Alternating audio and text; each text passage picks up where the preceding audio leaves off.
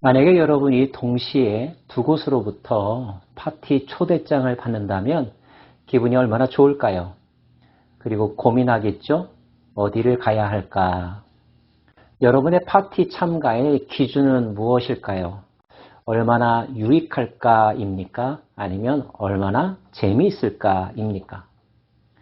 그 파티에 얼마나 훌륭한 사람들이 모이는가에 관심이 있습니까? 아니면 얼마나 젊고 인기 있는 사람들이 모이는가에 관심이 있습니까? 학식 있는 사람들의 모임을 선호하십니까? 아니면 돈 많은 사람들의 모임을 선호하십니까? 잠언 9장에서는 두 개의 초대장이 있다는 것을 알 수가 있는데요. 그 중에 하나는 지혜가 초대하는 파티입니다.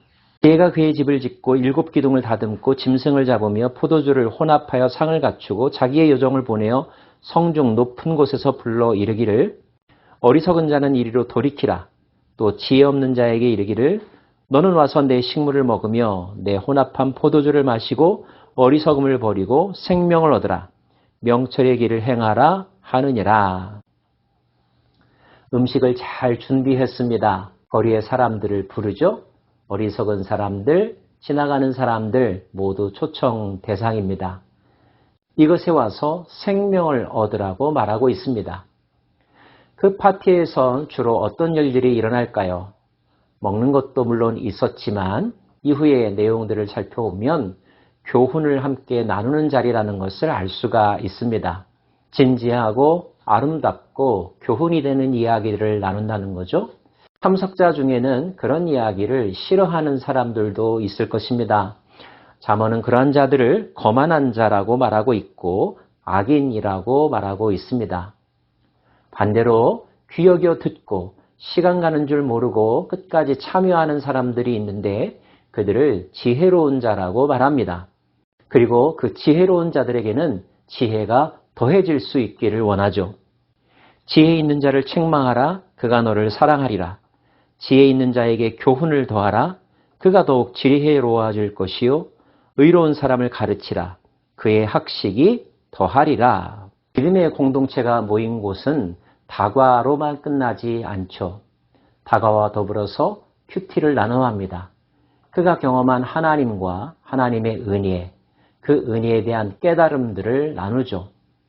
내가 경험한 하나님과 상대방이 경험한 하나님의 은혜의 사건들을 서로 경청하면서 때로는 비교하기도 하면서 자신의 신앙의 폭을 넓혀가는 것, 시간 갖는 줄 모르고 밤새는 줄도 모르고 하나님이 하신 일들을 나누는 아름다운 이야기의 잔치, 끝나고 돌아갈 때는 마음이 충만하고 뭔가 큰 열매를 얻은 것 같은 기쁨이 가득하죠.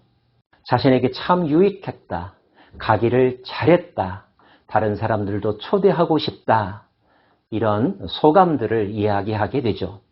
이것이 신실한 믿음의 사람들의 모임입니다. 하나님은 종종 이러한 자리로 사람들을 초대하십니다. 대가 없이, 대상의 구분 없이 모두 다 오라고 말씀하시죠. 이사야서의 말씀에 귀를 기울여 볼까요? 보호라 너희 목마른 자들아 물로 나오라. 돈 없는 자도 오라. 너희는 와서 사 먹되 돈 없이 값 없이 와서 포도주와 젖을 사라. 너희는 귀를 기울이고 내게로 나와 들으라. 그리하면 너희 영혼이 살리라. 내가 너희를 위하여 영원한 언약을 맺으리니 곧 다윗에게 허락한 확실한 은혜니라. 예수님도 생명을 나누는 자리, 생명을 얻게 하는 자리로 많은 사람들을 초대하신 적이 있으십니다. 수고하고 무거운 짐진 자들아 다 내게로 오라. 내가 너희를 쉬게 하리라. 나는 마음이 온유하고 겸손하니 나의 멍에를 메고 내게 배우라. 그리하면 너희 마음이 쉼을 얻으리니 이는 내 멍에는 쉽고 내 짐은 가벼움이니라 하시니라. 사랑의 하나님은, 진리의 예수님은 수고하고 무거운 짐진 자들을, 목마른 자들을 초대하고 계십니다. 그들에게 영원히 목마르지 아니하는 영생수를 주기 위함이죠. 다시는 줄이지 않을 영생의 양식을 주시기 위함입니다. 그 잔치에 참여하고 나면 그 사람의 영혼은 더욱더 강건해지고 그들의 미래는 희망으로 가득하며 하나님 닮은 성품으로 변화되어 가고 있죠. 영생과 생명, 공의와 정의, 사랑과 희망이 가득해지는 것을 느끼는 아름다운 잔치입니다.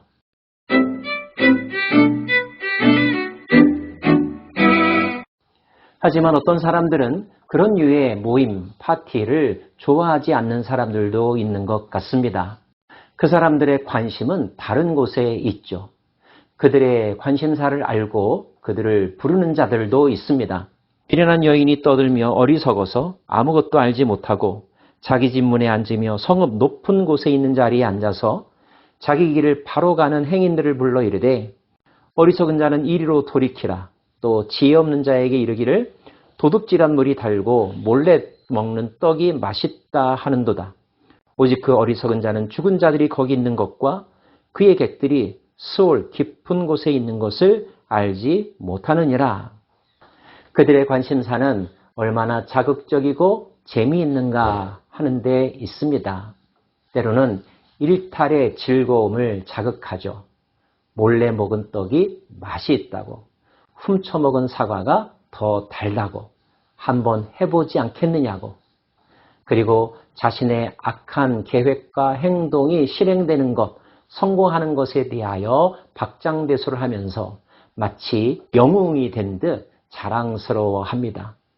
자기만 그런 일을 하는 것이 아니라 다른 사람들도 그러한 행동에 참여하도록 그들을 유혹하죠. 그리고 적지 않은 사람들이 그러한 유혹에 빠져들어서 평소 하지 않던, 해서는 안 된다고 알고 있었던 나쁜 행동들, 잘못된 일들을 처음에는 머뭇거리면서 하지만 점차 반복될수록 대담하게 그리고 대규모적으로 행하는 것을 알 수가 있습니다. 그런데 그런 인생의 마지막은 어떻게 되는 것일까요? 오늘 수올 깊은 곳이라는 단어가 있습니다. 바로 지옥, 음부에 떨어지게 된다는 거죠. 우리는 범죄를 저질렀다가 발각되어 수치를 당하고 체포되어 가는 사람들의 이야기를 신문 사회면에서 자주 접하곤 합니다. 정도의 차이는 있지만 이 세상 그저 평범하게 살아가는 듯한 사람들 속에도 그와 같은 잘못과 어리석은 일들을 행하는 자들이 있습니다. 어둠이 좋아하는 일들이며 사단이 속으로 쾌재를 부르는 일들이죠. 사랑하는 여러분, 오늘도 여러분 앞에는 두 개의 초대장이 있습니다. 참석하고 나면 여러분이 더욱더 발전하고 성숙해지는 모임이 있는가 하면 그 반대의 결과를 가져다주는 모임도 있습니다. 그런 만남이 있고 그런 시간의 사건들이 있죠.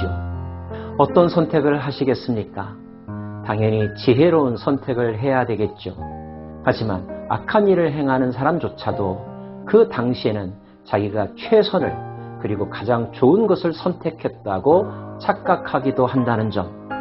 그러므로 우리는 매우 신중해야 하며 하나님으로부터 말미암는 인도하심과 보호하심을 더불어 함께 구해야 한다는 점 기억해야 할 것입니다.